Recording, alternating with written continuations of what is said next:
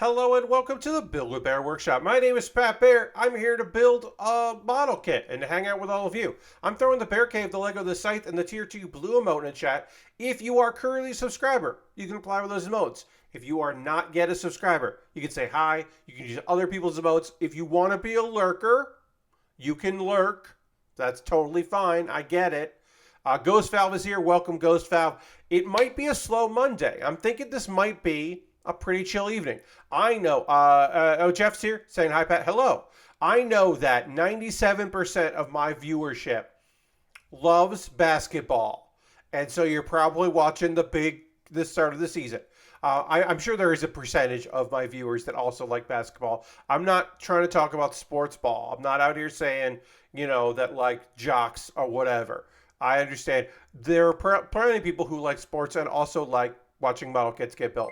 Lord Crashit is here saying, hey, Pat, hope your summer game fest has been going well and keep up the great work. Go Nugs. All right, we're going to throw the Bear Cave Lego Scythe emote into chat, and let's thank Lord Crashington.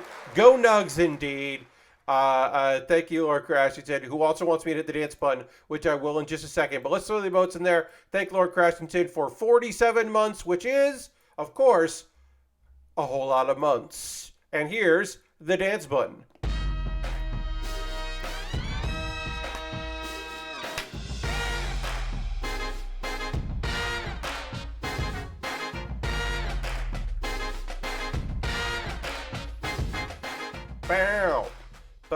Bow, bow. You can just hear the computer generated in those horns. Those are not real musical instruments that exist in reality. Those are created on a computer, which is fine. Also, very important to say that I'm very sorry. Oh, yeah, good. That didn't fuck that up. Great. I was like, ooh, is the white balance gonna, or the auto balance gonna hate that? But yes, I'm very sorry. Oh, it did change though. That's fun. The Capcom Showcase, I'm very sorry that you didn't have unique trailers to the trailers you showed at places where you got a bigger viewership, and also that you delayed a game that I forgot existed. And then left a note saying, very sorry. And you did the apology image on a showcase. Not even, that could have been a tweet. That could and should have been a tweet. That was hilarious. But yeah, I had to make that real quick. I was like, oh, I can be topical in my promo image today, which is fun. It's fun to get a little topical now and again.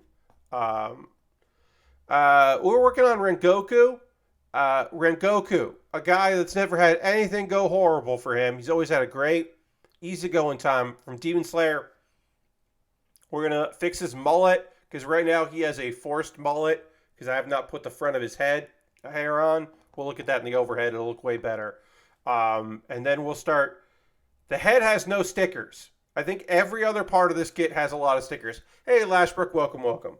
The body is just all fucking stickers, so that should be fun to put together. Aristofan's here too. Welcome, Aristofan. Happy to have you here. Got a great crew here already. I'm going to retweet my tweet with some more. Let's see if we can get a few more people here to come hang out with us. That would be fun. And then we'll go to... Oh, also, I have adjusted the lighting for in OBS.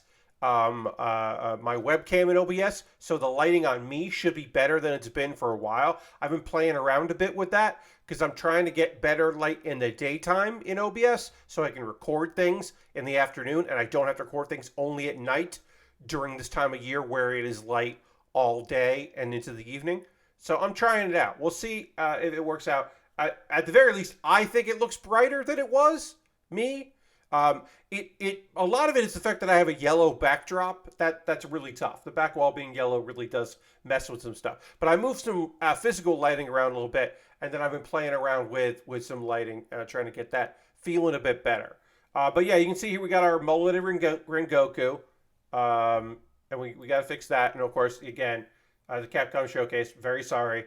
I did use the image from that showcase to make my own version. I didn't add. They added little sparkles and stuff. I didn't add that, but that's my little artist rendering and my terrible handwriting. But yeah, let's get into Rengoku. Let's give Rengoku the hair that he so richly deserves. Let's give him some real hair. We're gonna do the side parts here, and then we'll add in the bangs, the fire bangs, those fiery bangs, and then I'm gonna have a lot of fucking stickers to apply. Just a ton of stickers on that chest. I don't know what to build next. I didn't do a poll because I think this is going to take all stream because there's so many stickers. If it doesn't, I'll just grab something from my backlog, but I did not do a poll for my $10 patrons about what I should build next. So I don't have anything on deck. I'll just go and grab something. We just did Lego, so I think, and obviously we just did Lego, and then we did a, of course, after that we did Cinderace, so we did Pokemon, and now we're doing a man. So my thoughts are that I should grab one of the model kits I have in my backlog, and maybe I'll just grab an old kit that that's been in the backlog for quite some time. I don't have anything coming that I pre-ordered coming this month. I have 2 things next month. I'm going to tell you right now, friends. I don't know when it's going to ship. I have a backup, but there's a date in July. Actually, let me look at the calendar here. There's a date in my anniversary. My 6-year anniversary as a streamer is in July. Let me check my Google Calendar here real quick. What date is that? That is, come on, show it to me. Is that day? Yes. July 20th, which is a Thursday, is my 6-year anniversary as a streamer. I would love on that stream to work on the Death Scythe high grade. Death Scythe Hell high grade. The new kit. The kit that is basically the Live Lands Heaven mold that they worked on. That kit I pre-ordered. It comes out in July. I don't know when it's coming. I really do hope that it comes in time for that. Like, who knows? I don't know, right? It could ship in the very end of July, and I won't get it till August. That's totally possible. Also, the Gundam Rose is coming out shipping that month. That also could be something that I could get. All right, Rengoku's head is done. We got a Rengoku head over here. I did the back ponytail earlier. The top knot. It's not a top knot. It's a back knot. So yeah, I don't know. Like, I'm really hoping that I get that in time, because I think for my anniversary, a 6-year anniversary, would be really nice to work on a Death Scythe, because as you know, I like building Death Scythes, and we build Death Scythes on this channel. The fact that I don't even have a Death Scythe on display, I gotta change that. I got room for another kit. I gotta put Death Scythe there. My backup plan is to do a stream where I only use the glitter paint and I paint a bunch of kits. I have a bunch of candidates set aside. The Hindry is in that category. And that's my other plan. That's something I'm going to do in July. My goal would be to work on the Death Scythe on my 6-year anniversary.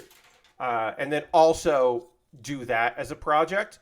But that feels like this would be a fun idea for like a one-off. But it doesn't feel as good as saying, oh yeah, it's me with a Death Scythe.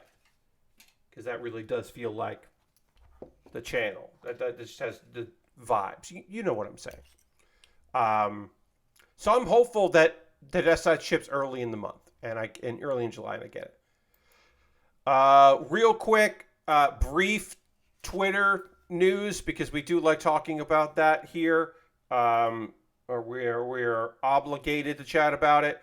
Elon Musk is planning on, as early as this week, making it so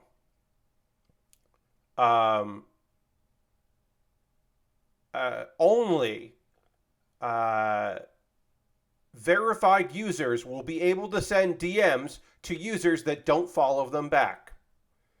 Now, as you know, I say this every stream, every build stream. My DMs are open. That is the thing you can do, where you can get a request from people if you want to get messages from people that you don't follow.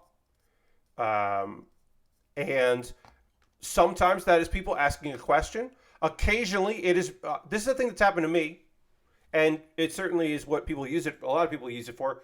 I have in the past gotten requests for comment on news stories, usually relating to my then current and now former job at the Upright Citizens Brigade Theater. But I have been asked for comment on news stories, or asked if they could include my tweet, because some outlets make that request.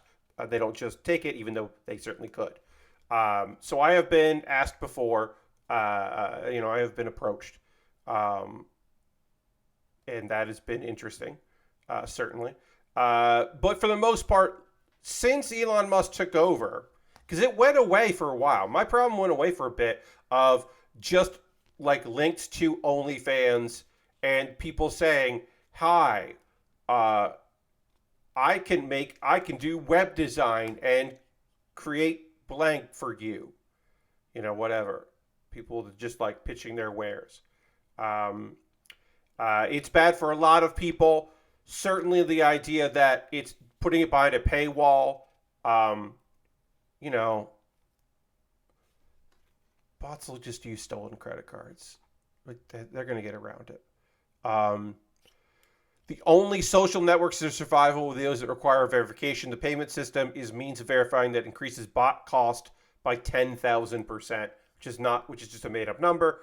Reminder, one of the reasons that Elon Musk was interested in buying Twitter in the first place, one of the specified reasons, I'll be clear, that Elon Musk said was because he really wanted to look at what Twitter was doing to combat bots.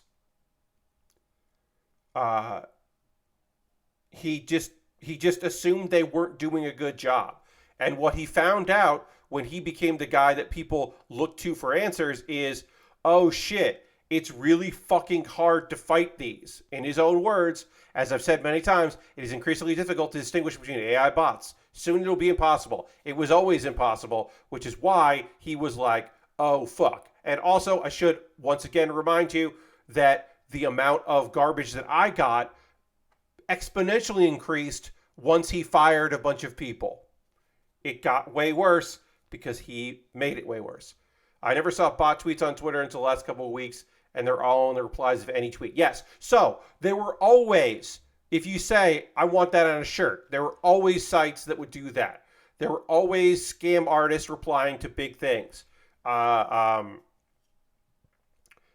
was always the case, and they combated them. And there were lists that people did, and also there were community efforts to work on it, right? There was a bunch of people in the tech industry that wanted Twitter to succeed and were willing to dedicate time and energy to make things better.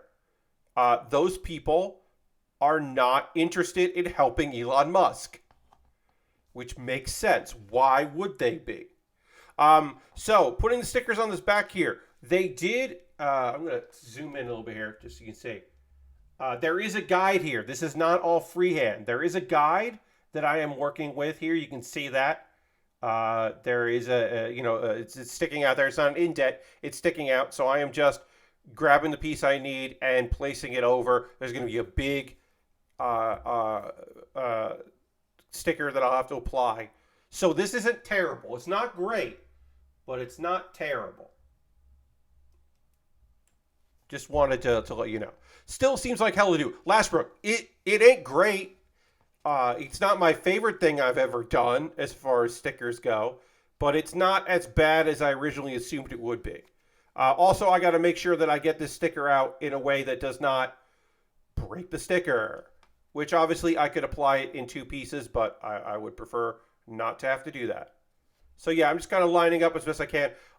It's fine. This is on the back of this kit. No one's ever going to see it, so it's okay. But we'll know that either I did it right or I didn't do it right. So, all right, now all that's left is this one big sticker here.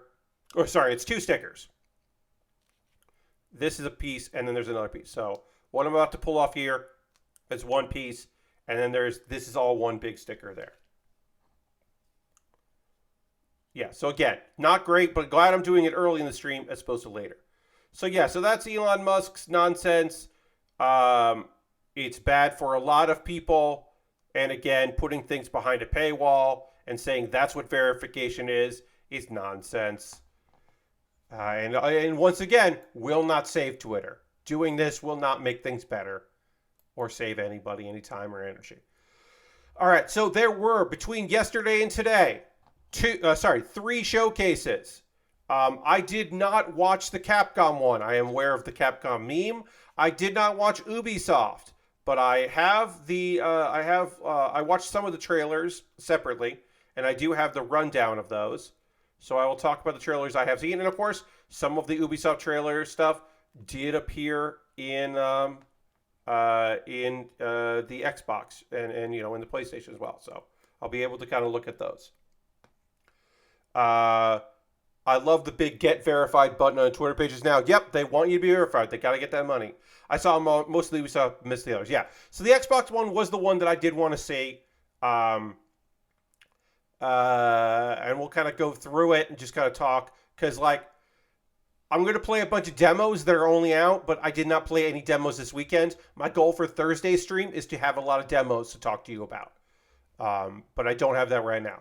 Avowed. Again, Avowed is one of those things where you're like, okay, I think it's somehow tied to Pillars of Eternity, but I'm not big on that.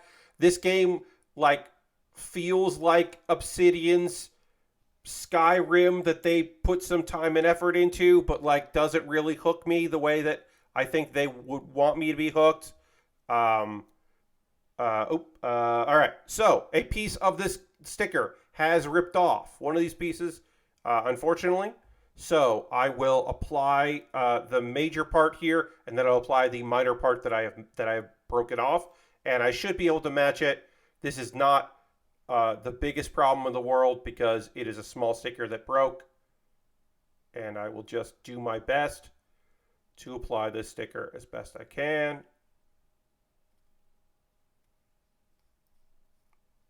It's not perfect, but it's on, and then I will just apply this where it ripped off. Great. And now I am just going to use my finger here to press down, or my fingers, really press that down. I'm going to use the knife, X-Acto blade as well. Really get this pressed down, and then I'm going to not think about it again. I will. We still have more stickers, unfortunately. We still have to put the collar on, which is a 2-part sticker, the front and back, and then you just tuck in the rest. This should not be terrible. We'll apply the back one first, and then do just 2, and then do the other one after that. So yeah, Vowed, I'm not necessarily feeling it. Clockwork Revolution looked fun. That's something that I don't know, I'll probably take a look at on Game Pass. That it didn't necessarily super get me going, but it was interesting. I liked its vibes. The BioShock RPG, yeah. I mean, it's just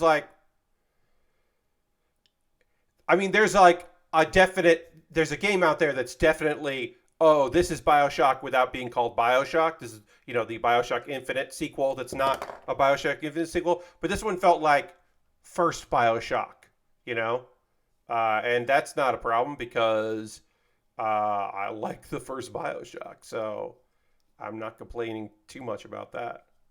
All right, let's get this collar on here.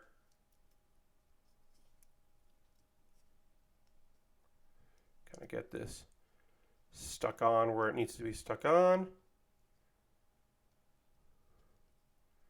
All right, now we'll do the front collar, and then we're done with this goddamn chest here. Fable. I liked the Fable trailer. I know some people didn't because they were like, it's too goofy. And I'm like, do you remember what Fable is? Also, the big thing I will say here is, what a lot of complaints, look, you're going to read all kinds of complaints. And I think that watching being a moderator during these things is a not fun experience that I would not wish on anyone, because so many people are going to be unhappy. Some people are going to be unhappy. Goes Faust saying Chicken Chaser. Totally. And they're just going to be unhappy no matter what, right? Like, look, the games that say, like, oh, we're shooting for 30 frames because we want it to be stable and we're going for fidelity, not frames. Sure, I can understand that.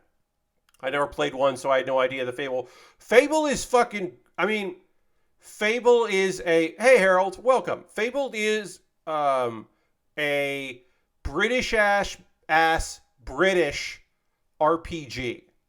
Like, it's got that vibe. There is humor to it. Some of it's dry, some of it's nonsense. Look, you know, it is a little it's not Cockney. It's people in Britain. Also, Harold, thank you for the 26 bits. It's very kind of you. Appreciate those bits. Cha-ching. Thank you very much. It's people who are like had Cockney people in their life, like making fun of it a little bit. Fable loves its silly bits. But I know some people are just like gonna complain about like rifle complaints, right? To me, Capcom showing the same trailer that they showed at Xbox is like people were like, "Oh, this is the same trailer. They're not showing me anything new." I'm like, "You mean the thing you saw yesterday? Fuck off. Why are you so entitled? Would you prefer they didn't showcase it there and only showed it to you, the weirdo who is watching a Capcom presser, the pre-recorded things that are never good? Where the biggest thing last year was them being like, we're making a sequel to the game that no one remembers, but you remember it, so it's incredible. It's like, nah, dude. They're fucking... Like, yeah, they're going to want to be at Xbox. And no, they didn't make 2 fucking trailers. They're busy making the fucking video game. You want gameplay footage? You don't want a trailer that's full of CG and is a mood? Well, you're gonna watch a gameplay trailer and you're gonna say that gameplay trailer is too long, or you don't know what's going on because you don't know what the setting is. You don't know what the story is. Why are they showing mechanics? Why aren't they telling me what it's about? Why, and at a certain point, it's just like, oh, you don't want to like things. Now, I'm not saying just like things. Don't be critical. Don't question things. Don't want better. I'm not saying that. Anyone that is watching this stream right now knows that I am not here to tell you to shut up and enjoy, right? That we can be critical, we can ask for better for the things that we like and the things that we want to be psyched about. But at the same time, if you can't like anything, I would suggest that you have reached the point where watching these press conferences or showcases just brings you unhappiness. And maybe you should find another thing to spend your time on. Just download a bunch of demos on Steam. Go the high rated demos, engage that way. Watch some trailers on YouTube. Chat with people in the Discords you like and the forums that you go on to. And when Reddit is a thing, your Reddits, your subreddits that you engage with. But maybe being in a chat with other people who are also incredibly frustrated and underwhelmed, and you've been underwhelmed for years because they don't make press conferences like they used to. Maybe they haven't changed press conferences. Maybe you've changed, which is great because you should change. You should not feel the same way you do now as you did for E3 2006. You should not feel like that. 2010, 2015, 2019. You shouldn't feel the same exact way. Maybe the games are worse. Maybe they're less diverse. Maybe they're not showing enough indie titles. Maybe they're showing too many indie titles. Maybe they're not giving... Maybe it's all CG. But back in the day, it was all CG too. Maybe they're saying too much about the game and they're spoiling it for you. Maybe they're not showing you the kinds of games that you like. Or maybe your tastes have changed. I have a friend of mine that was like, there was nothing in the Wholesome Direct that I was interested in. And I was like, they showed so many fucking games. I don't think it was the fault of Wholesome Direct that you didn't have a good time. Because they showed so much fucking cool, weird shit. Yeah, there were a lot of farming simulators, and that's not my thing. But for somebody else, I bet that fucking ruled. They're like, hell yeah, another farming simulator? Oh, shit. This is awesome.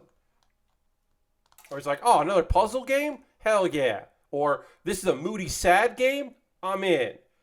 But I think, like, it's incredibly frustrating to watch an event like this with people who are just like, who I just know. I'm like, I just don't know what it's going to take. And I don't know if it's for you. I understand being underwhelmed by the stuff you see, not feeling it. But if there's nothing in a showcase that moved you or interests you, I don't know if that's 100% on the company or, in the case of Summer Games Game Fest, the production to get you going. Like, if there's nothing, then I don't know. I'm not saying get out of games, but I am saying, like, it might be time to start critically thinking about what it is you want to see, what it is that would get you going. I don't know. I don't have the answers. Like, the next game that I'll mention here, Forza Motorsport, coming out in October. You know, I'm not a racing game guy, right? And at a certain point, racing games hit a fidelity that is incredible, but is not necessarily something that, like, hits me right where I need it. I think the Forza team makes incredible trailers that are, like, interesting. They do not lead to sales for your friend Pat, but I can appreciate and understand why some people are just like, hell yeah, this is what I'm here for. That's great. Fucking rad.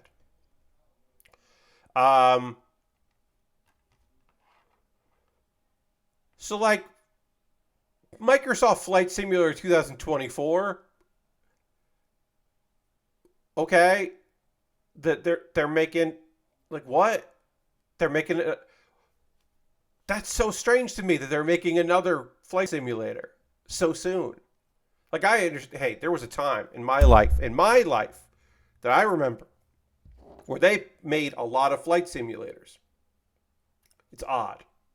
Not against it. I just found it odd that they're back into it. Hellblade 2, more fucking Hellblade. Hell yeah, more Hellblade. Hellblade is a game I really enjoy watching. I also, it seems like from dev interviews and conversations I've seen and some blogs and stuff, like, obviously everything is presented in a way that, you know, to it's all marketing. I understand. It's all marketing. But damn, Ninja Theory really seems to like making Hellblade. Like, there are some people on that team that are fucking psyched to be working on Hellblade, and I love that for them. I'm so happy for them that they are so invested in this game. That cave had a lot of buttholes in it. Lord Grashington, you're not wrong. That's a weird thing to type, but you're typing the right thing. I understand. Forza was probably my favorite thing at Xbox presentation. There you go. See, like I said, I can appreciate a good trailer. I'm not in it to win it when it comes to Forza, but yeah. South of Midnight is the... South of Midnight had a cool trailer. It had another big, why is this person so big element to it, which I appreciated. So that's the people Compulsion. That's the people What Brought You Contrast, yay, and We Happy Few, meh, comes South of Midnight, which is a third-person action-adventure game in the American Deep South.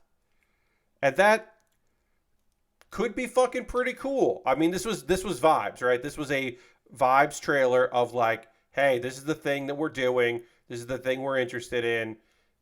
You know, please watch all our trailers and see if this is something you vibe with as well. And I think that's a cool way to approach it. I don't know. I was getting it. Hazel seems fun. I will say this: Hazel did not seem over it. Hazel was like, I've got a mission, I'm doing my thing. But Hazel did not seem like a wisecracking main character. And that rules. That's so nice that she's like, yeah, I got magic, but like learning the folklore stuff and kind of going through it. But the vibe I got from I did not get a vibe in that trailer of, I hate this main character. And that's refreshing. Um, no, Harold. Not Sister Hazel. Not this character. Maybe, but probably not. All right. We are done with most of the upper body of Rengoku. Hey, Doodles, welcome. We're talking about the Microsoft showcase. And then, like, hey, a whole lot of Starfield. At some point, I mean, there's more, because I'm going through an alphabetical list here. In case you didn't know, I'm not going in order of reveal. This is a list I got on Xbox.com, news.xbox.com. I have their list. They're going in alphabetical order, so I'm just going through that. Starfield comes out on September 6th. Of course it is, and of course you know that. Oh shit, it's sword time. You're aware. So this sticker, this is going to have a bunch of stickers on here. There's a sticker on the hilt. There's a sticker there. Then I'm going to slide on that piece. There's a sticker that goes on this, and on both sides of this, and then a sticker that goes around the other side. Oh god, there's so many stickers. All right, we'll start with 16 here. So many stickers. Yeah, at a certain point, I kind of like tuned out. I had other stuff going on as well, but like, I saw the Starfield presentation. The first thing I thought was, I need to get a new PC. Yeah, I mean, like, I think my computer is going to run it fine. Also, my computer is going to run it pretty okay because mods on Nexus mods will optimize it. Within a few months, there will be people working very hard to make that game better than the thing they put out, because that is the way of the world. And then someone will also figure out how to get those mods running through Game Pass, on PC Game Pass. So, it'll be okay. My thoughts during the Starfield stuff was, I need to get back to No Man's Sky. Yeah, I mean, yes, indeed. Shout out to the mod makers. Yeah, I could see that. I understand. I understand where you're coming from. All right, so what do you want? What do you want from me? Sticker? I think this is okay. So you want to go on here. Like, no. No. And this doesn't fucking feel right. God damn it.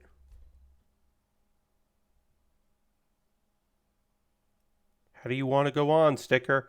The sticker's a foldy bendy friend, and I don't like that. All right, what do you want to do? This maybe? Start here, bend here, bend there, and then go up like that. Okay, that's what you want to do. All right, well that's weird, and I don't like it. Look, if I'm not perfect with these stickers, that's fine. I don't really care. There. That's probably not perfect, but yeah, that's definitely not right. Let's try to peel this off and try to apply it again one more time. There's not a lot of instruction on applying these weird bendy stickers, so I'm doing my best. PC specs for Starfield are out there. Seems like my PC will probably run fine. Hell yeah, Lastbrook. You'll love to hear that. All right, so I'm not even. Yeah, fuck it. Fuck this. Fuck this sticker. Fuck this sticker. Fucked up a sticker. I bent it all weird, taking it off. That's okay. Our sword here will only have a little bit of gold on it, and that's the part you'll see the most, and that's fine, and I'm okay with that. Now I need to put 15 on here. This should be way easier to get 15 on there. And then there's a bunch of small stickers that have to go on, and I'll do my best to apply all these stickers. And there's a sticker that goes on once I put this on. No Man's Sky is a good game, but it's not giving me the sort of Bethesda RPG does. No, certainly. That one is a That one is a sandbox, open world sandbox, whereas Bethesda makes open world RPGs. They have an arching story. They are desperately trying to figure out a way to tell with the technology that they have. Whereas No Man's Sky is like, we made a world. Fucking have fun, dudes. Which is a different vibe. And we can all turn and laugh at Star Citizen victims. Yeah. Hey, you know what? I'm gonna fucking play Starfield. It looks cool. Towerborn. The Banner Saga folks made a new game, or they're making a new game. Stoic. Nothing did it for me on that one. Now we got the new games from partners. We got some partner games to chat about here while I get this piece out that I need here. G2, G1. Ooh, G2, 3. Yeah, that's this here. I got to put flames on this, which is cool. 33 Immortals is a co-op action roguelike for 33 players. It's 11 times better than all other 3-person co-op games. Those 3-person co-op games are fools. How dare they have a game with only 3 people instead of 33 people? That is a silly thing that I think is cool as hell. I will not play it, but that's a cool idea. I am interested in watching other people play it. Because again, I think that is a fun premise or design. That is a fun design choice for a game that I'm not particularly interested in myself. But I do think it's neat. Finally, someone take the Resistance 2 online co-op to its logical evolution. Yeah. Oh, okay. So this sticker has got to go.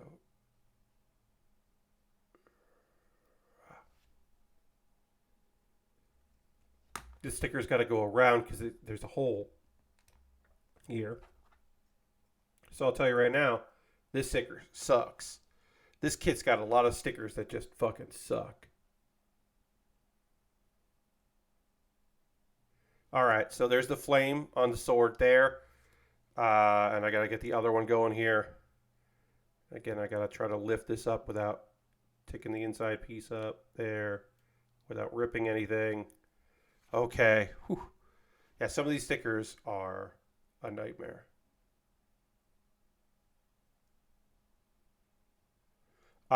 City Skylines 2. Oh man, I'm on a Discord with some people that are losing their fucking shit because they love City Skylines. They love City Skylines. So a new City Skylines game really got a couple of my friends on their feet and moving around and just fucking psyched out of their gourd, which is awesome. I love to hear that.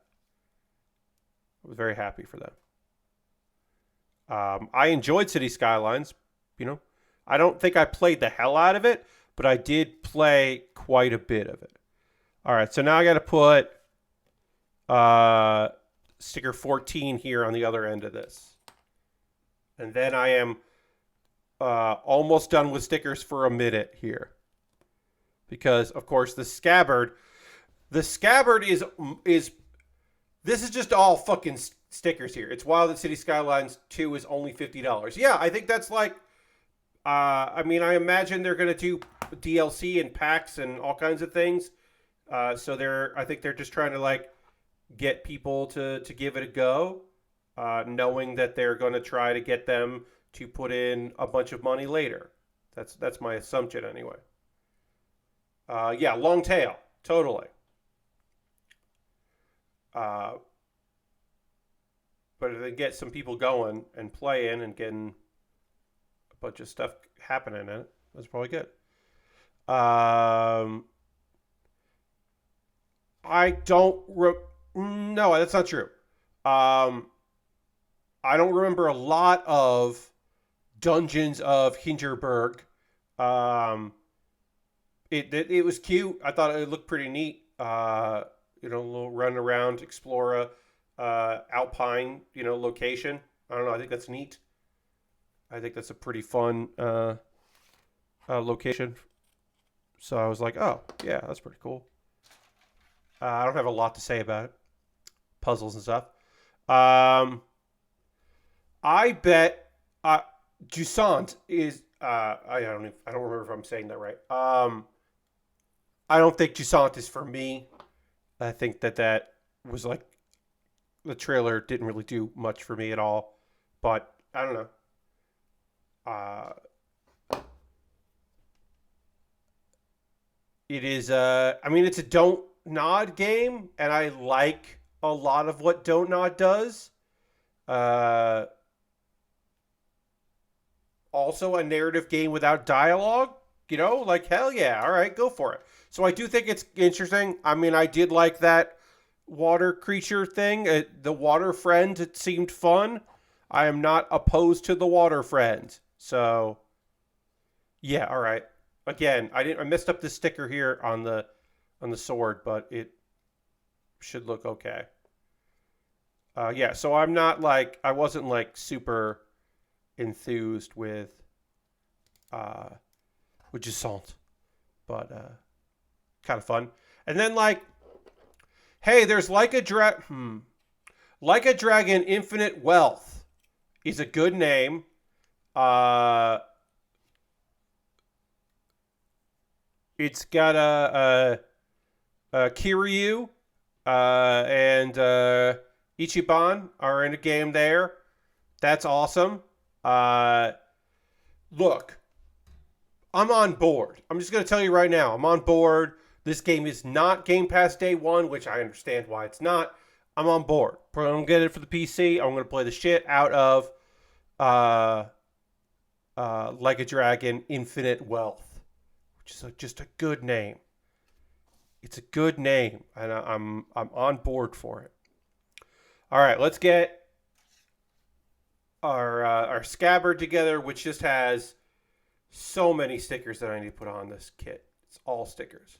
This kit is all stickers. We didn't have to do his goddamn eyes, but just about everything else needs to get done. It's coming out early next year, which I thought it would be like middle of next year, but it's just early next year. Metamorph Refantasio is probably my favorite game name of a major conference. Doing great on the stickers there. I appreciate that, Jeff. Thank you. I complain a lot about stickers, but we'll get them done. Yeah, I mean, like, I don't look. Am I totally into the idea of Atlas doing a fantasy RPG? Intrigues me. I love the idea of them doing just like a full-on, hey, we're doing all this fucking fantasy. This is our first like real attempt at doing this. We're going for it. Hell yeah. Do I like the name? Of course I love the name Metamorph Refantasio. Of course I love that shit. There's some good people in there. Music sounded great. I don't particularly love the art design is not my favorite. And I do think that like, I don't know if this, I don't, obviously it's so early. The art they presented as like, what would probably be if the game came out tomorrow, the cover art, is some real like, hey, make my OC, like make my like character that's clearly based on me, a super cool dude, and have like a lady there like on her knees nearby to show that this character is cool. I don't know. It's got some like vibes to it. That's my interpretation. I'm not super thrilled with that like cover art there for Metamorph Refantasio. But as far as like Atlas making a fantasy RPG, it's like, all right, I'm interested in finding out what their fucking deal is. All right, so I'm gonna have to apply these stickers here. I'm putting them on first before I put the stickers on. Because it's a lot easier to apply these big stickers on our scabbard here once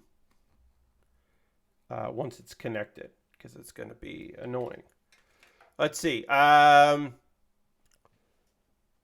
of the Goddess. Yeah, that seemed fine.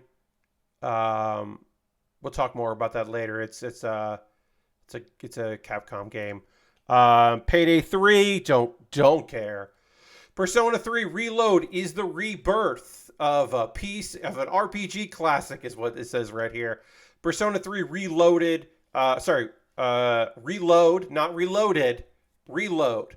Perhaps Reloaded will be Fez and Portable being integrated into it. But Persona 3 Reload is just Persona 3, a.k.a. the least good of the Persona 3s.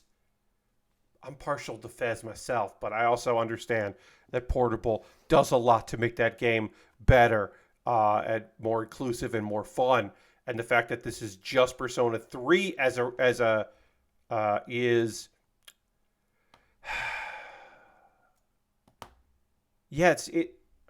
it's disappointing. I think it's a disappointing choice. It's amazing how quickly interest died in the people I know. So last work, yeah, like the people you know, like obviously not exclusively, but like there is a percentage of people that you know that fundamentally changed who they were as a person during the era of Persona 3 through Fez and Portable, and the person they became towards the end, coincidentally, really would like a fucking female protagonist in Persona 3, whereas the person they were when 3 came out probably wanted that as well, but weren't like vocal about it. I'm saying you knew a few eggs back in the day, and now you know a few people that have been hatched out of their egg, to use a particular terminology that is popular in many communities. I'm saying that 3 is way less interesting. Is there a particular reason as to why this is the base game? I'm assuming scaling issues. Jeff, my assumption is it's so they can sell you Persona 3 Fez Reload, and Persona 3 Portable Reload. Why do all of it in one game when they can sell a few of them? There's weird messaging around the Persona 3 thing that since keeps some of the quality of life stuff and doing some additional story stuff, but not really being specific about what there is.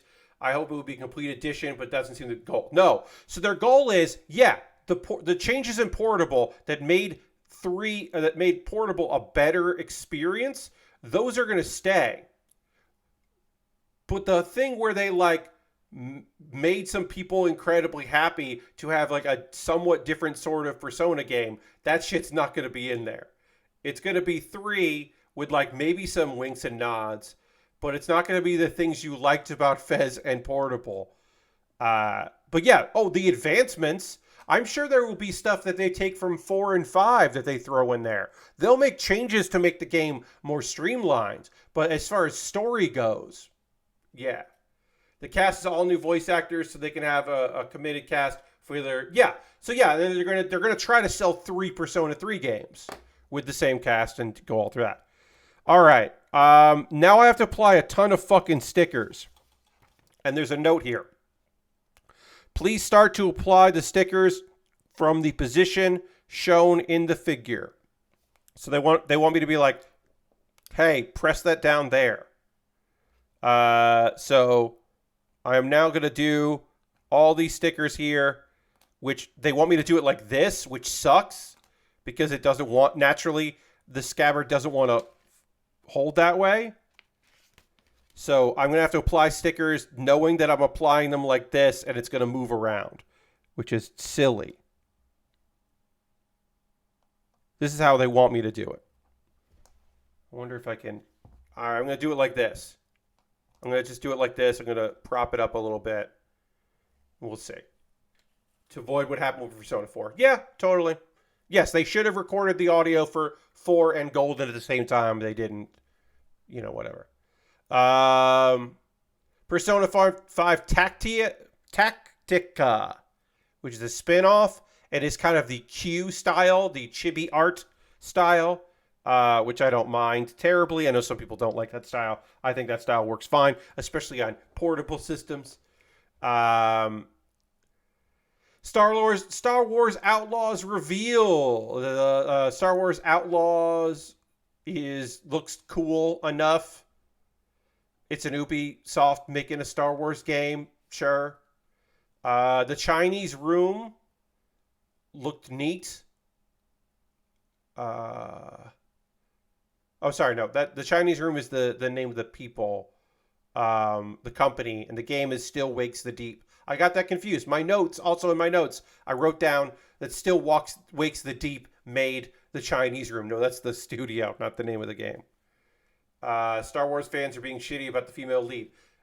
I mean, listening to Star Wars fans is like the worst, one of the worst, top 10 worst things you can do in your life is to pay any attention to Star Wars fans. They're not being genuine.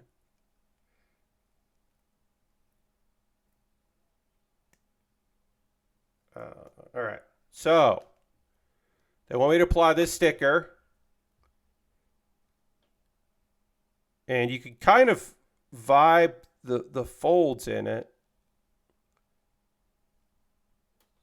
Like this. And then...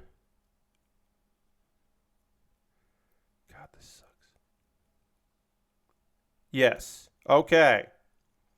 I've applied 1, 2, 3, 4, 5, 6, 7, 8, 9 stickers.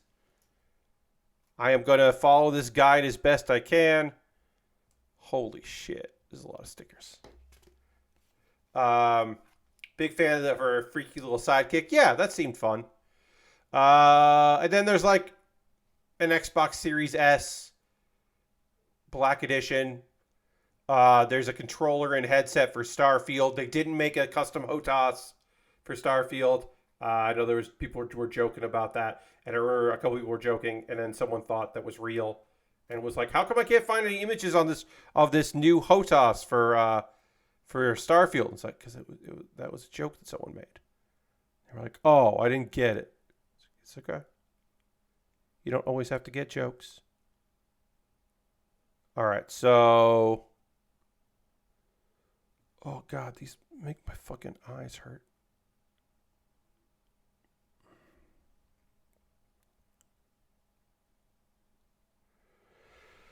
Oh, boy. So this goes like here. And you want to put this like... Nope. Nope. This has to go around the hole here. Like that. So it's this here.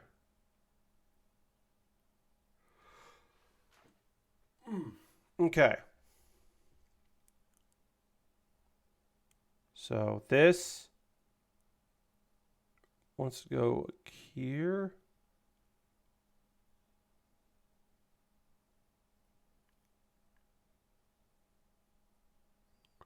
And then that goes like, nope, it doesn't work right. All right, I'm going to try to get this hole lined up and then figure it out around it. You can probably tell I'm not super enthused with this particular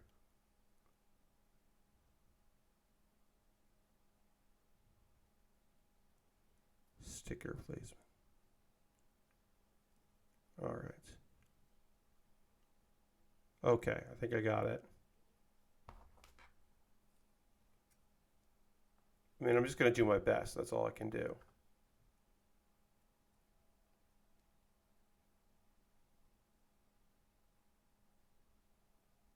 All I can do is my damnedest. All right. 2 stickers down. Several more to go. 34. I understand how this would be very difficult to do with just plastic, but oof. And then also there's hey, they're gonna make more Cyberpunk, and the trailer made it seem like that this won't be the worst. So that's good. I'm glad there's gonna be more Cyberpunk. Um, and there's more Elder Scrolls Online, which I occasionally forget about, and more Fallout 3, which or sorry, Fallout 3, Fallout 76, which I also occasionally forget about. And there's an expansion for Microsoft Flight Simulator coming out, the Dune expansion, which is weird, and I'm you know what? I'm all here for them getting weird. Keep getting weird with it. I'm all here for that. I think that is a fantastic choice to just get wild and weird with it. Just do very strange decisions. I'm on board for that. Get wild and weird with it. Yes. In the next iteration, yeah. Yes, there's also one coming out next year. All right, so that was 34. Now we can do 35. Yo boy. So I think that we're gonna save Ubisoft and Capcom for Thursday. We'll talk about those two on Thursday. Maybe I'll just go real fast through it. I don't give a shit about Avatar. Never have. Never will. Video games, movies. I watched the first one. Didn't watch the second one. No interest in the game.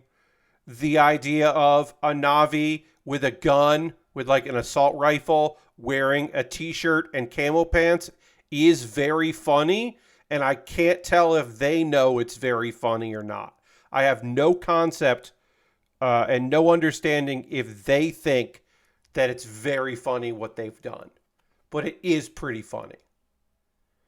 Prince of Persia looked good. Still looks good. I don't care about Assassin's Creed. I have not cared about Assassin's Creed since like Brotherhood. So that ain't for me. Let me just try to get this next sticker out. Which is going to be here.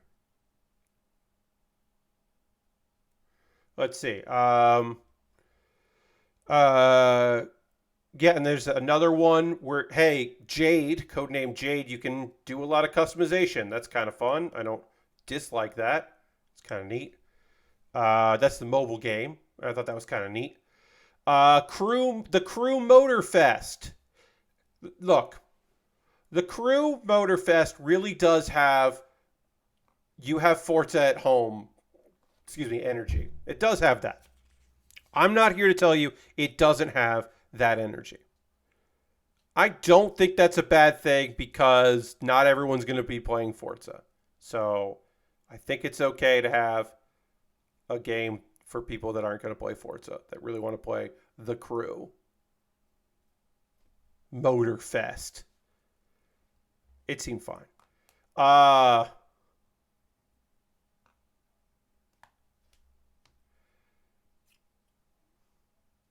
I'll tell you this. When I heard, I don't get like news ahead of time, right? I don't pay attention to leaks. I don't read anything from a source that is not a game source, an actual person. I heard word that Netflix was going to be doing something with Far Cry. And I was like, that kind of makes sense. And when I hear the words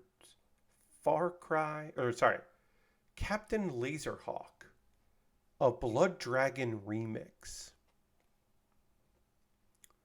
Blood Dragon is my favorite thing from the world of Far Cry. Hands down, there is nothing in Far Cry I like more than Blood Dragon. It's very good. I don't think this is going to be very good. It's going to have like a lot of Ubisoft characters in it. I think the trailer is not the best foot forward they could have made. But I really still love Blood Dragon, so They love the world of Blood Dragon, but not enough to make another game. Yes, to not make another standalone in any other Far Cry game that is a sequel or another version of Blood Dragon. But instead, they will license Blood Dragon as a way to make a weird like connect the universes together and have a bunch of characters because they can't sell any singular Ubisoft property, but they can sell like a weird metaverse. I still don't believe X Defiant is real. I still don't believe that X Defiant is real. Sorry. Still don't believe it. I wonder what the sales was for Blood Dragon versus Primal. I think people were just fucking sick as shit by Primal. They were just sick of Far Cry. I don't know. Maybe Primal did well. Primal was an interesting idea of using the map and chasing things up, but maybe people were really into Primal. I don't know. But Blood Dragon was just fucking cool and fun and weird and irreverent. One of the best goofy tutorials I've ever played. Blood Dragon starts with your crew, your crew messing with you and making you do a tutorial, even though you're like their captain. They're like, oh, you gotta do like, they're like, we know you know how to do all this stuff, but just for shits and giggles, you gotta complete this. And that's so fun because you're a badass. You should know how to do the things in the video game, but you don't know it because it's a video game. So instead, they're just like, yeah, we're gonna make you learn. I always thought that was funny. That was funny and fun to do it that way. All right, let's take a pause. Well, let's see. Again, I don't think X Defiant is real. They have launch plans. They're going to do an open session this summer, later this month. I still don't think it's real. Skull and Bones, sure. Skull and Tom Clancy, sure. Weird crossover stuff. There's lots of weird crossover things they're going to be doing. All weird. We're not going to talk about Capcom tonight. We'll talk about Capcom on Thursday. I'll include that in our Thursday conversations. But yeah, as far as Ubisoft is weird because a lot of people in the audience for the Ubisoft thing, one, they had an audience, which is still weird these days to me. But a lot of the audience for the Ubisoft are Ubisoft employees. So it's not even just like diehard fans. It's like people who have been working on the projects you're looking at or people that are like aware of what's going on. It's a big company. But like a lot of that audience is like employees of the company, and that's a fucking weird thing. And also, yes, Athena, Phil Spencer, yes, partners, press people, but also, a wrestler was there for some reason, weird shit. Some of that shit was weird. We'll talk more about manga and anime in a moment here. This is going to be a pause for the cause. This is my opportunity right now, friends, to chat with you about ways you can support the channel because that helps me out a lot and I appreciate it. First and foremost, if you are a subscriber to the old Build with Baer Workshop, you can throw the barricade, the leg of the scythe. If you're a tier 2, you get the blue emote in the chat. Lashbrook, not always, because if it's part of E3, they didn't fly out a lot of those people. If it's an E3 presentation, it's not a lot of employees unless they're doing the E3 in the town that the employees work in. They don't fly in or bus in employees for those kind of presentations for that. Generally, they invite Nightmare fanboys to go. Ubisoft is an odd exception where they do fly people in to fill it full of people that they like or bus people in. But yeah, throw the barricade, the leg of the scythe, the tier 2 blue emote in the chat. Being a subscriber is the easiest way to support what I do here through cash money, which I appreciate. You can subscribe. We had Lord Crashton really their sub with cash money, which is really nice. You could also use your Prime Gaming token. If you have Amazon Prime linked with your Twitch, you get that Prime token. You could use that for me, your friend Pat. Also, you could gift a sub. Somehow, Bobby Dice Roller has gifted 16 subs this month. We are weeks away. We're close. We're getting close to Finally getting into my big subathon. I'll be promoting that more this week. Starting to put the word out there. I got to fine tune the thing, but we're already on our way to 86. The Dilk countdown. Yes, the countdown to Mountain Dew and milk. Dilk. Continues. But yeah, all you could gift a sub, bits and coins. Harold did some cheer earlier. We appreciate that. Cheering is another way to support what I do here. There are other ways outside of the Twitch ecosystem if you are so interested in doing that. Like, hey, what if you hopped over to my Patreon at patreon.com/PatBear? There's a $1, $3, $5, and $10 tier. There are different rewards for the different tiers. Consider joining my Patreon. See if there's something there that you like. Also, hey, for free, subscribe to my YouTube channel. And then think about maybe becoming a member over at youtube.com/PatBear. I post videos all the time up there. Lots of fun stuff. You should take a look at my YouTube channel and maybe subscribe. And then if you don't want to support me on a monthly basis, which all those three are options, the ways to support me monthly, you could always just do a one-time donation through Ko-fi or Stream Elements or PayPal. Everything I make through direct donations, YouTube, which includes AdSense, so please watch my videos. It will help me. Or Patreon or Twitch, all goes into a fund, and I buy model kits with that. IGN had a sale. The IGN store had some model kits on sale, and I went in and I bought Rengoku here in Cinderace. I bought those two kits together. I was more than happy to do that, to go in and pick up both these kits. And I did that because there was funds available for me, which is lovely, and I appreciate that very much. So there was the money was out there for me to be able to do a silly fun thing like make some model kits. Now, again, I take money out of that. Everything goes back into me buying kits. There's a way to bypass that. Like I said earlier, my birthday's coming up. If you want to celebrate my birthday with a gift, an optional gift that obviously you do not have to do, but if you'd like to do, you could go to my Amazon wish list and decide what I build next. That's right. You find something there, buy it. It'll come to me in the mail. I'll make a dedicated YouTube video about the thing you purchased, and then I'll build it on stream. I recently added some new stuff, like yesterday. I've got some Lego that I just added there, and I added an SD kit. The Witch from Mercury Gundam Ariel, the Ariel SD. I have not made that. That's one of the only Ariels I haven't built. I'm probably never going to get that master grade, or it'll be a long time. I also included, I don't know who Mold King is, but Mold King is a Lego knockoff, and they made an AE86 from Initial D.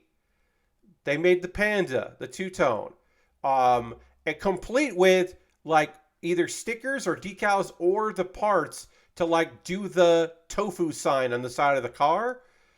They also sell like a case separately. I was like, I have no idea if this is going to be good. It is rated fairly highly with only 214 reviews though.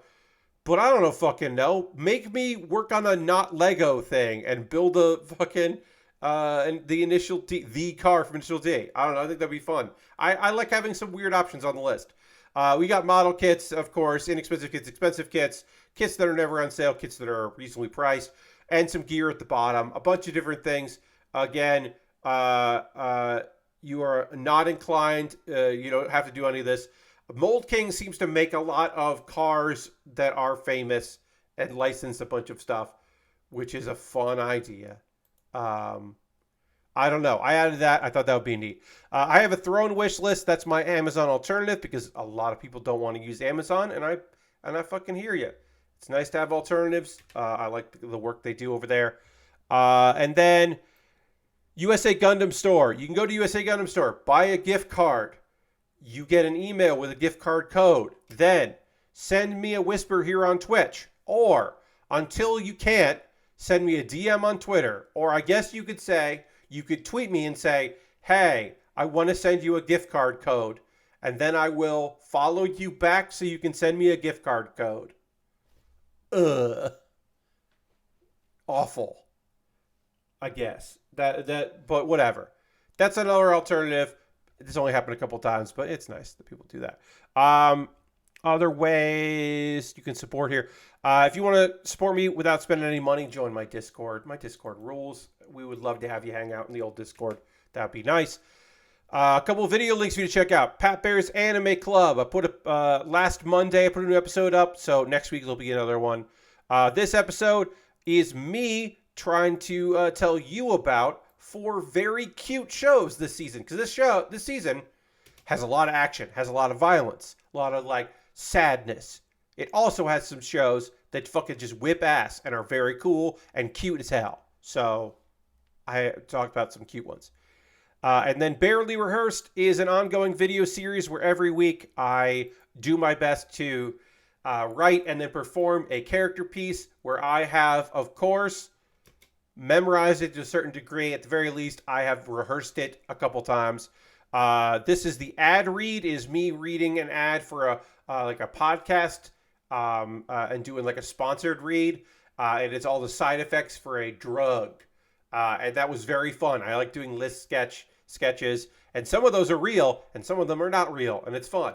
The one that I have that's coming out for $5 and $10 patrons tomorrow, and $2 backers of the members of my YouTube. Holy shit. I'm doing 2 bangers back to back. I think this one's going to be really good. It's a different kind of joke, but I really like it. It's a premise that I've been thinking about doing for a while. It required like 2 different video setups to record it, which is fun. I don't know. I'm teasing it. You'll be able to see it on Wednesday if you don't back me in any of those platforms, and that's okay, or at those levels. But I think it's good, and I hope you'll check it out. I am going to talk to you about some anime, and then I will end with some manga talk. So we'll get into anime first and do manga second. I do also need to drink some water. That is important to do. So I'm going to drink a little water, and then we're going to continue working on Rengoku. And we will start by talking about some anime and getting some sadness going in our hearts. But first, drink some water. And I'm going to do that. Dramatically transition to the overhead right now.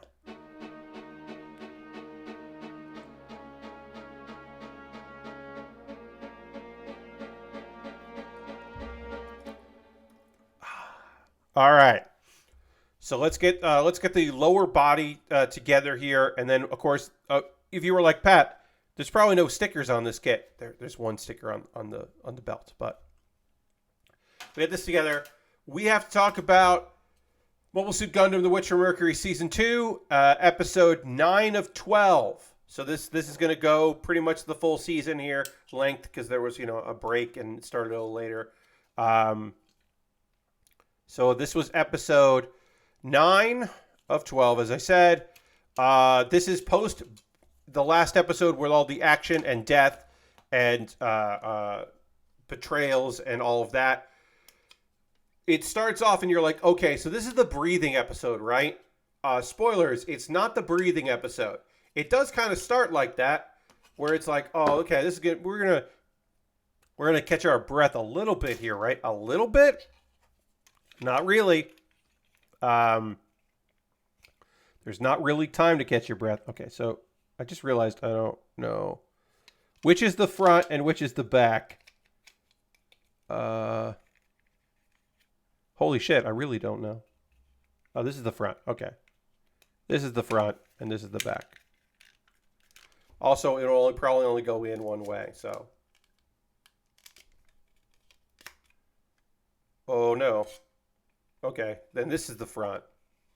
Yeah, that makes sense. Yes, the point's up there. Okay. Our dude doesn't really have much of an ass in his uniform, so it's a little difficult for me to immediately pinpoint where was the back of this dude's, what's the front and what's the back. All right, so also the belt probably only fits one way, so that would also make sense. Okay, so yeah. Shattuck is in custody. Mjorne has become the new president of the group. Oh boy, it was mostly very much people getting things set up at the start, but then the elusive, yes, uh, yeah, I mean, like things started fucking happening in this towards the end there. Hey, you know the thing I've been saying this whole time that obviously none of you were like, Pat, you don't know what you're talking about. There's no way the thing you're thinking is actually true. Everything's going to work out. I know none of you were saying that shit, but holy shit, Quiet Zero is bad. Hey, surprise, Quiet Zero is bad, y'all. It was a bad thing this whole time. But anyway, Peel Technology is publicly leaking like, hey, all these things are happening. There are a lot of crimes committed, and the Space Assembly is just like, all right, now we can start trying to disband this shit, which obviously was not Myorene's plan. That was not within her interpretations of what was going to happen. So she is kind of struggling to make that work. And this is once again Myorne is in over her fucking head, which makes sense because she is a child.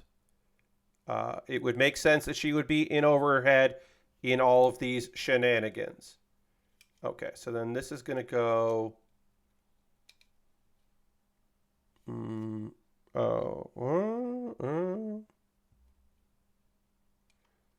okay.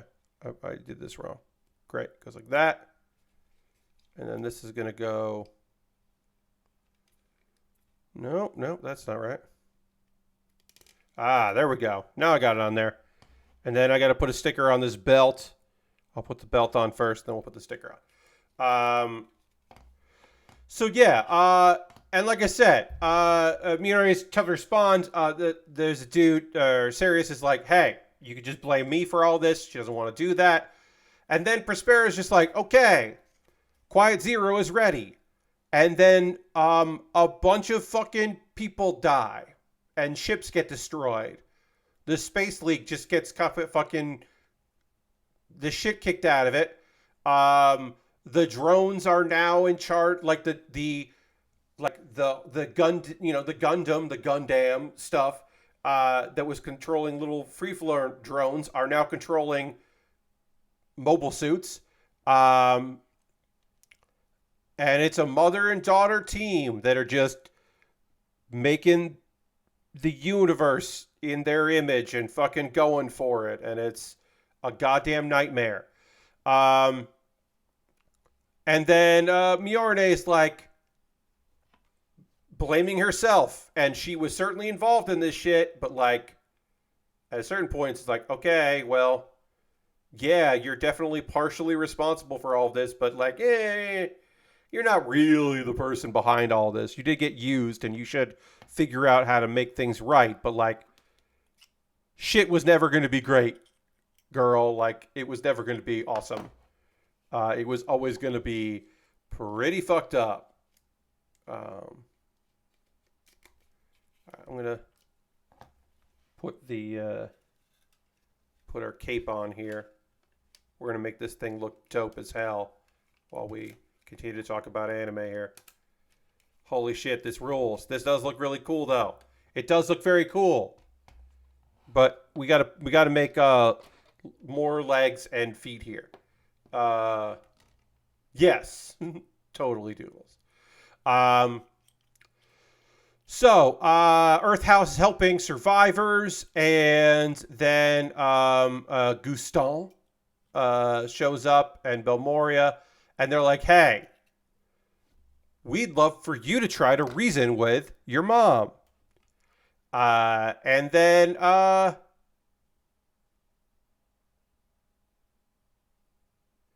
girl Soletta has to like be like, no, she doesn't love me. I'm not her daughter. It wouldn't work. There's no reasoning with her. That's not a thing that's gonna happen. Like, it's just not gonna happen, which is just like fucked and heartbreaking. It's just like a really rotten scene. It's like a lot of rotten business. And they're like, okay, Everybody took the... Yeah, everyone was just like...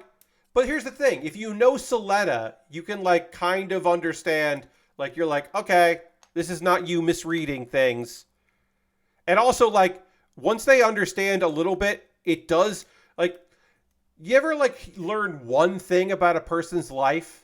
That like one fun fact, quote unquote fun fact about somebody that completely opens up your understanding of that person, that like clicks everything into place. Like for a lot of them, it must have been like, so that's why you're like this. Okay, you know what? Sure. Yeah, you know what? Yeah, all right. Um,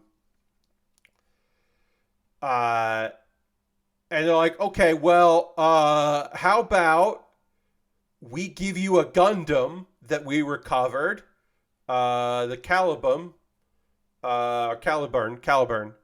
How about you take that Gundam and you go do your thing?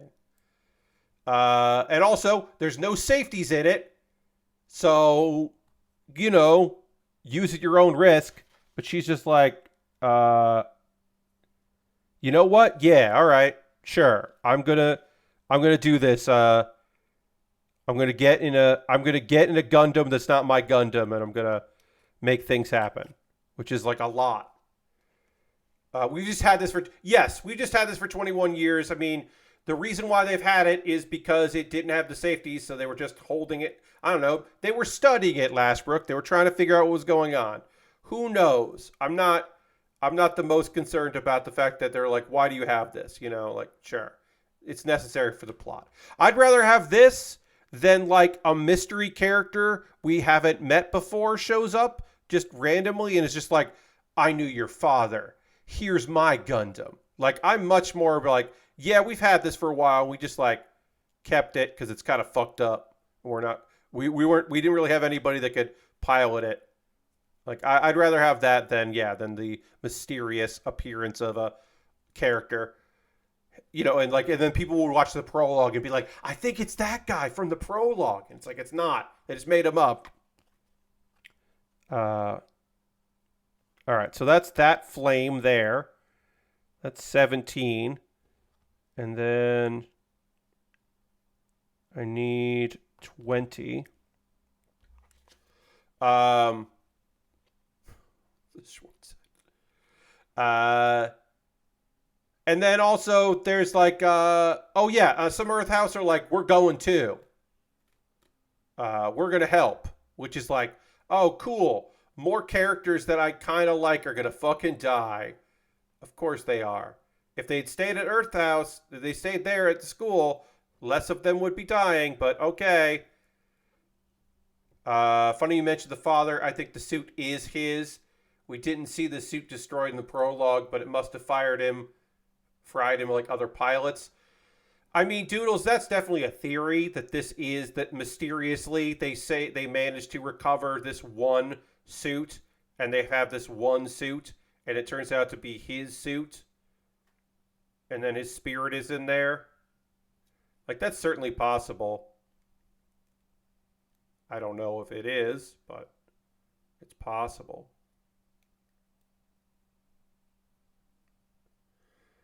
These stickers do not want to go on great. These flame stickers have a little too much bend. They don't have a lot of bend in them. So they don't really want to go on in a way that feels good. So that's fun.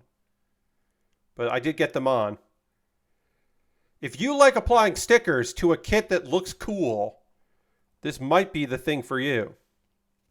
All right, and then I got to find 18 and 19 have to go on here in such a way that makes sense. So let me do that. And then also, Lauda is probably going to fucking be a problem in the next couple episodes because she has decided that Mjorne is the reason for all of the things going wrong for her. I mean, John, it's going to be fucked. Also, hi, John. I mean, it's a Gundam series. They don't end great. Even the ones that, like, the Gundam series that are a little light can end kind of nice. The ones that are not light don't end suddenly, like, really fun. Lauda is a guy. You're right. It's Lauda. I wrote down she here, and I didn't write Lauda's name down. But yes, you're right. You are correct. I wrote the wrong thing down here. Dog Snoopy says, hello there, man. It's been a while since I was here. How are you? And hello, chat. Well, I just got home for basketball competition and we won. Hell yeah. Congratulations, the dog. I'm glad you won. All right. So I am going to talk to you. Yeah, we've got 3 more episodes of Witch from Mercury. And it's going to get sadder before it gets less sad. Until it ultimately might not be as sad, but it's definitely going to be sad. It's going to be a rough one. I should have put these on first so that way I knew. So there wasn't red showing. So that's good for the other leg. I will put the other leg. I will put the bottom of the flames on first. And try to line them up better. Because this isn't going to look particularly great. It's fine. Before I do the other leg, because this is like late in the stream, I'm going to do the foot, which only has it only has 3 stickers. I realize there's a tiny sticker that goes on the bottom of it. God damn it. Again, I do think this is fucking cool, but it is frustrating a little bit. I'm going to talk to you about the Aristocrats' Otherworldly Adventure. Serving gods go too far. This is very funny. So, Kine already can contract with monsters. This is a monster contract class. Kine already can do that. He already has 2 summoned beasts, basically. He could just do that, but he wants to do it in class. He wants to summon one for the first time like everybody else. And Kine's instructor is just like, yeah, you know what? You should try. He shouldn't do that. Because, of course, our boy Kine, who is incredibly strong and powerful, summons one of the scariest things possible. If you're like, what would be the worst thing for someone to summon?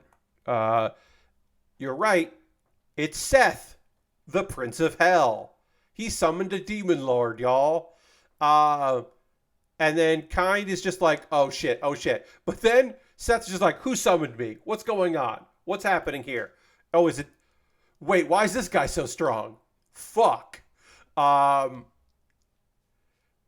he's just like, hey, please don't destroy me. Please don't destroy everyone I know. Please let me serve you. This is unbelievable. How are you so strong? So Kine now has a summoned contract with Seth from Hell, the Prince of Hell. And then, of course, the king is just like, what the fuck are you talking about? What happened? Oh, God damn it. God damn it, Kine.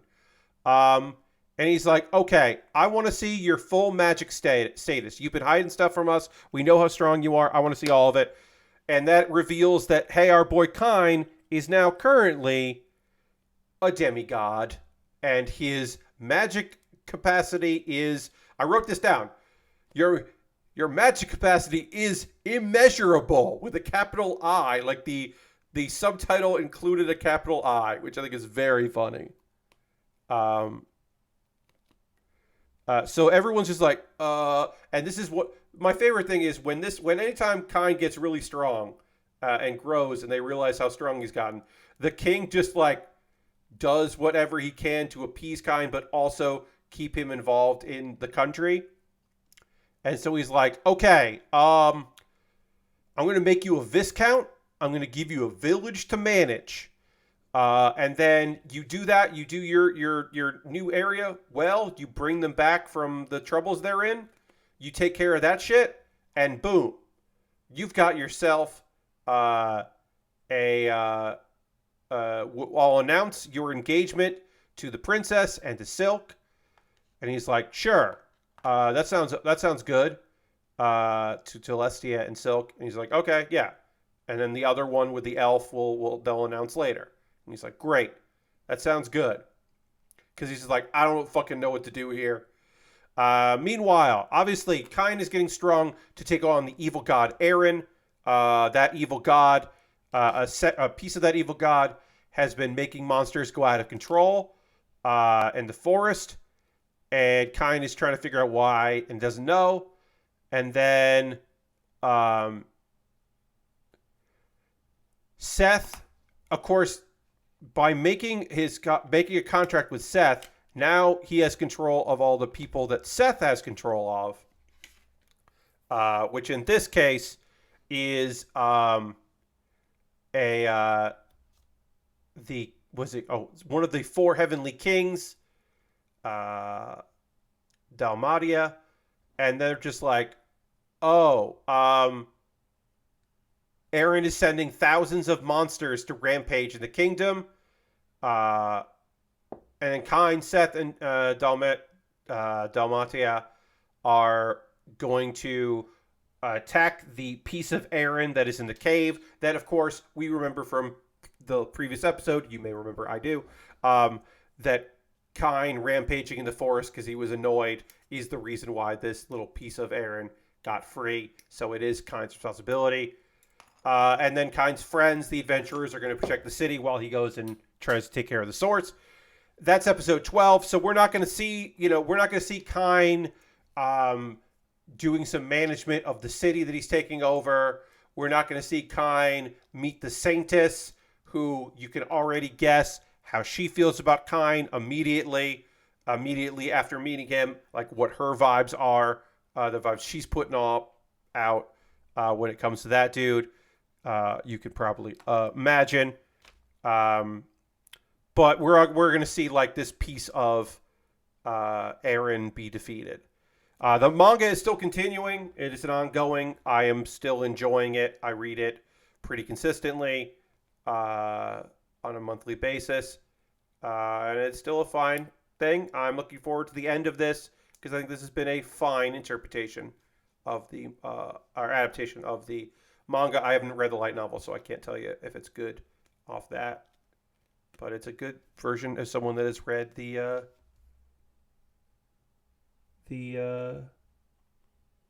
manga. Speaking of manga, in the time we have left, because we are going to complete this kit tonight because there's not much left to do, let me tell you about my S-rank party fired me for being a crucifier. I can only make cursed items, but they're artifact class. This is, of course, this is not an isekai. None of this is an isekai. This is, however, a overpowered main character whose party did not understand how good they had it, and they occasionally have moments of clarity, but then are like, no. And there's a reasonable understanding of why. So, our dude, no combat. He ends up being pretty good at combat, really. But in the party, they didn't think he was good for anything except accessories and doing support magic. And so they were like, we don't need him. We're an S-rank party. The reason they're S-rank is because he was giving them buffs constantly. They are just mediocre at best without him. And also, he makes cursed items. Sure. Yes, Doodles, this is another kicked subgenre. The kicked banished. It is very popular in both isekai and not isekai. This is one of those. And in this case, our dude, like, it makes sense, right? Oh, he's got these cursed things. He's weak. They don't recognize that they've only gotten strong. Because they gotten strong gradually. As he got stronger, they got stronger. But they don't recognize that. They only see it themselves as being strong and him not getting any stronger. And they can't see it. Because the thing he can do is remove curses. So he can make really effective items, and then he can dispel the curse from the item, therefore making them incredibly overpowered. He also really understands monsters, which we learn later. But they kick him out, and he's just like, okay, well, he starts selling items. And the thing with, there's always this push and pull, right? Why is this main guy not understand how good he is? Why doesn't he get how powerful he is? In this case, he's a weirdo. Like, he loves cursed items. He loves the aesthetic of weirdness. So, like, if he was just, like, quote-unquote normal, he would understand, oh, the things people want are powerful items. I shouldn't call them cursed items. I should say that I have cured the curse on them, And then he's like, yeah, I throw in these dispels. Like, he should be focusing on selling his dispel charms, which you normally have to go to a church for, but he can do. Like, he should focus on that. He's a bad business person. He does sell a cursed item to a princess, which renders her safe when she is there's an assassination attempt.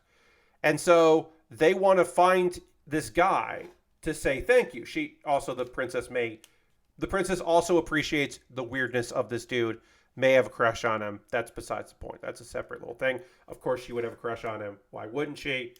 So they're going to look. So now there's a manhunt for him. And of course, because there's a manhunt, which he learns about, he's like, I got to leave town. He goes to leave town with a friend of his, who is the voice of reason in the show. She understands that he is a weirdo. She has moments where she doesn't like what's going on, but she's also looking out for him.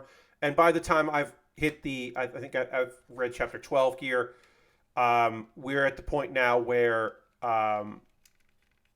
they're in a new place. They're doing well there, but there's a weirdness with the guild master. There's some weirdness with his old party, and you're like, okay, so has the old party, like, they've had their comeuppance in that, like, there are a couple chapters dedicated to them just getting, like, constantly beat up because they're not as strong, but also because they know him in the search, they're going to help out in the search for him. They don't understand, like, they think, like, the princess tries to make it clear, I really want to see him, and they're like, we get you, you want us to take care of him. She's like, no, that's not what she wants. But also, they're not going to be strong enough to, like, hurt him at all, because he's very strong. I would say that if you like these kicked, you like these, like, nice main character who has just been trying their best, who is now in a position to, like, finally do something with their lives, and, you know, has always been willing to help people, and you like them a little goofy. Like I said, he's like got silly thoughts that don't really mesh with commonality, but it's fun. And he's a good guy. So I do think it is worth taking a look at. That is, of course, my S-rank my S-rank party fired me for being a crucifier. I can only make cursed items, but they're artifact class. It is a fun take on this style of story. And I think it's pretty good. So I would recommend that. As we get close to the end of the anime season, but there'll be a little bit of time where, like, next week will be the last of the Aristocrat's Otherworldly adventure. And there'll be a time where new shows haven't started yet. And what do I do during that? Well, of course, that's when I talk about a lot of manga and anime that I have been reading, because there's always, I'm reading a bunch of manhwa, not reading anime, manhwa and manga that I have been checking out. And occasionally a manhwa, but manhwa is the Chinese stories I read the least of, because there just aren't a bunch that I'm super into, traditionally. There are a few, but not a ton. All right, we're done. I'm going to guess I panel line this a little bit. We got a little bit of time. I'm going to see if there's anything I want to panel line. I don't know if I want to do the feet here. I guess I'll panel line a little bit of the belt. That might be nice. So I'll say, during this time, if you have anything you'd like to chat with me about, that you've been, video games you've been playing, if you've been checking out any demos, like I said, I think Thursday we'll talk a bunch about demos. We'll talk about Capcom and some demos. So if there's anything that you've been playing that you want to chat about with me now, regular video games, you playing Street Fighter, you playing any Diablo, I'm a big weird mess of playing a lot of Hearthstone games. I've been playing or not Hearthstone games, Blizzard games, both Hearthstone and Diablo. I am in my I just hit 34. I'm level 34 in Diablo 4. So I'm having a good time with my Necromancer. I've got a build with my Necromancer that I think is pretty strong. I've been having some good luck with it. So that has been nice. Ghost Valve's been playing Brotato, which is, oh, yeah, Ghost Valve. That's a weird choice, my friend. You said, like, for some reason. Yeah, that's a weird reason. But sure, go for it. I hope you're having fun with it. Lashbrook wants to check out that Ghost Trick demo. Never played that game. Ghost Trick rules. We'll talk more about that on Thursday. But yeah, play the demo. Missile is a good dog. Missile is an incredibly good dog. Rest in peace, the real Missile that Missile is based on. Missile is an incredibly good dog. And Ghost Trick is a very fun game that you should get into. Aristocrat is deep in Diablo 4. Reached level 50. Wow, working on trying to unlock World Tier 3. I downloaded the Final Fantasy 16 demo. We'll try that later. Nice. Harold, who's still hanging out with us. Thanks, Harold. Appreciate you being here. This is late for you, so thanks for hanging out on a Monday. I'm playing Street Fighter 5. I picked up on Steam while it was on sale. Hell yeah. I mean, you would think like this is a great time to get into a game. They put out a lot of updates for that, right? It's school's out. Of course it is, Harold. Of course school is out. Well, thank you for spending your Monday with me. Lord Crashington downloaded a bunch of demos. Haven't played any of them yet. Hell yeah, same thing. I've downloaded a few. Haven't checked any of them out. And John agrees with me that Ghost Trick rules. It does. It rules real hard. I love that they're putting Ghost Trick out. I want more people to be able to play it because that game is lovely. All right, I think I have panel lined all the parts of this kit that need panel lines. It was literally just the belt, and the belt does look better with a little bit of gray on there. It actually does honestly look cool. I guess I could do a little bit here on the hand here. Or the sword. Come on. I guess I'll just do this. I should have done this before. I was looking at my Steam library for things to put on my Steam Deck, and I fell back into Evo Land, a cool little action Zelda-like. Ooh, I don't know if I know Evo Land, but cool. I do like Zelda. And Zelda likes are fun. All right, why can't I get this sword out? I've got to separate this piece of the hand here. Great, I did that. Now that should pop out. Great. Yeah, I just want to hit this, the hilt here. I think that'll kind of spruce it up a little bit.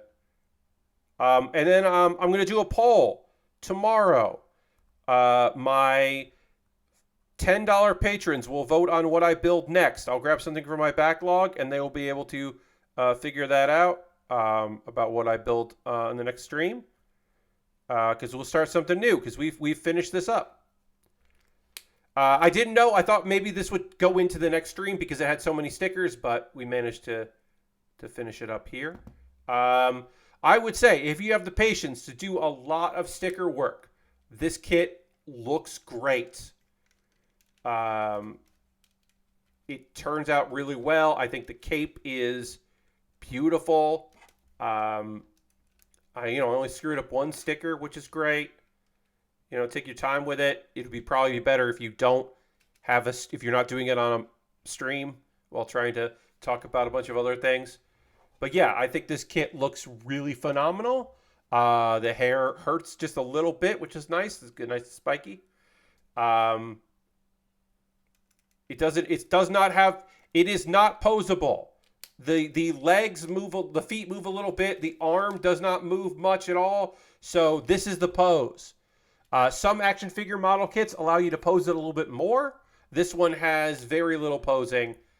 It's much more of an action figure like that than, but it does look rad.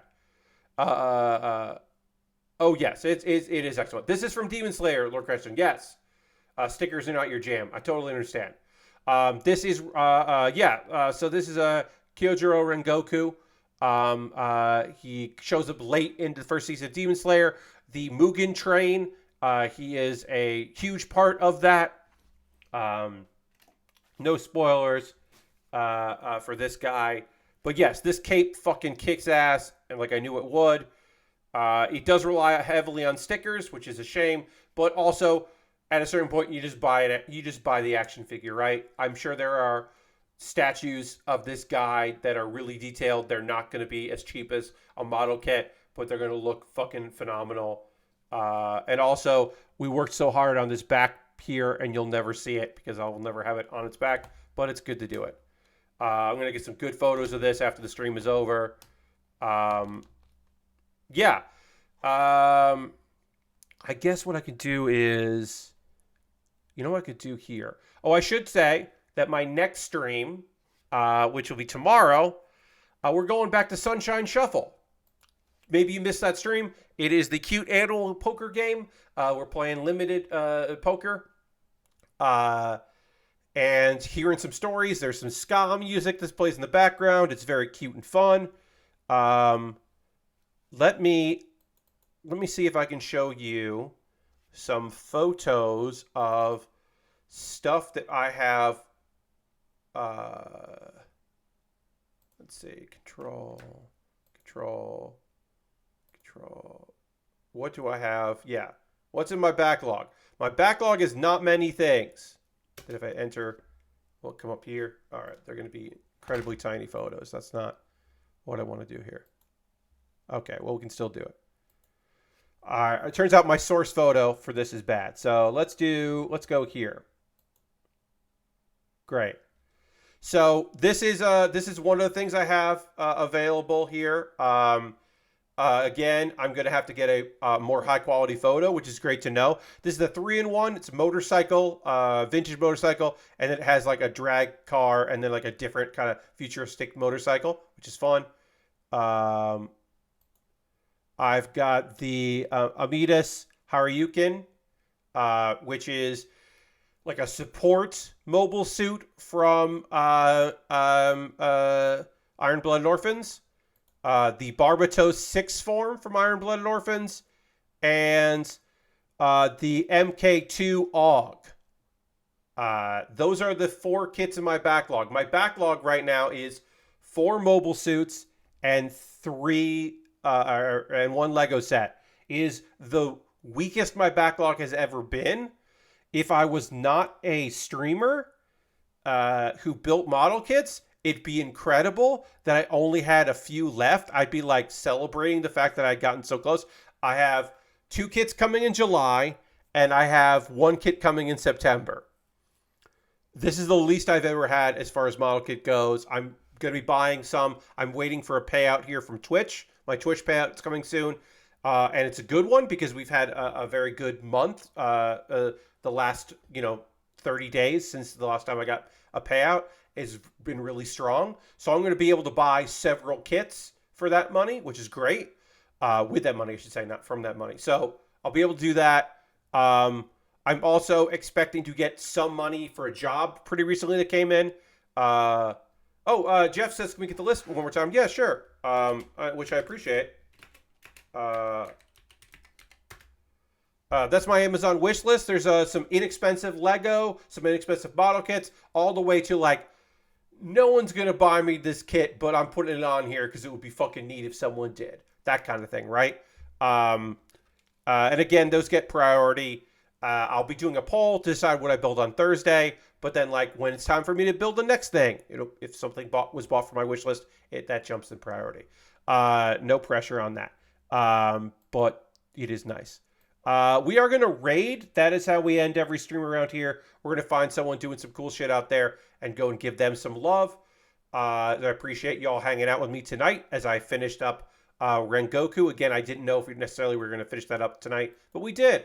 So there'll be something fresh on Thursday, either a new Lego set. I'm just going to put all 4 for a poll, and we'll see what people want me to build.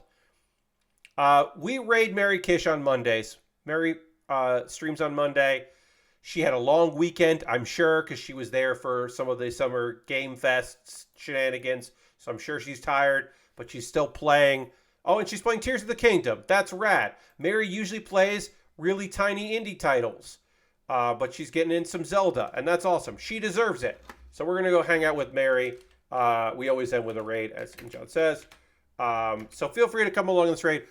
If you haven't checked out a Mary Kish stream before, Mary is lovely, and her community is lovely, and we're happy to go and give her a raid. I always try to raid her on Mondays because I know it's going to be a good time. Also, I know she'll be streaming for a little while longer than me.